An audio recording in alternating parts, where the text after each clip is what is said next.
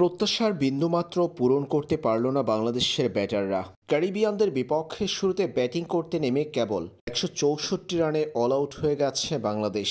২ ম্যাচের টেস্ট সিরিজের দ্বিতীয় ও শেষ টেস্ট ম্যাচে জামাইকার সাবিনা পার্কে টেস্টের দ্বিতীয় দিনের দ্বিতীয় সেশনেই অল আউট হয়েছে টাইগাররা।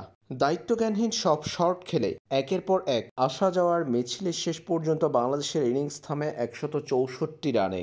শুরুটা হয়েছে গতকাল মাহমুদুল হাসান জয় ও মমিনুল হকের আউটের মধ্য দিয়ে। দলের হাল ধরেছিলেন সাদমান ইসলাম। 50 করে দিন পার করলেও দ্বিতীয় দিনের প্রথম সেশনে আর টিকতে পারেননি তিনি। ৬৪ রানে অল আউট হয়েছেন সাদমান। পরে শাহাদাত দীপুর ব্যাট থেকে এসেছে ২২ রান। শেষ অংশে মেহেদী হাসান মিরাজ ৩৬ রান করলেও লিটন দাস জাকির আলী ছিলেন ব্যর্থ।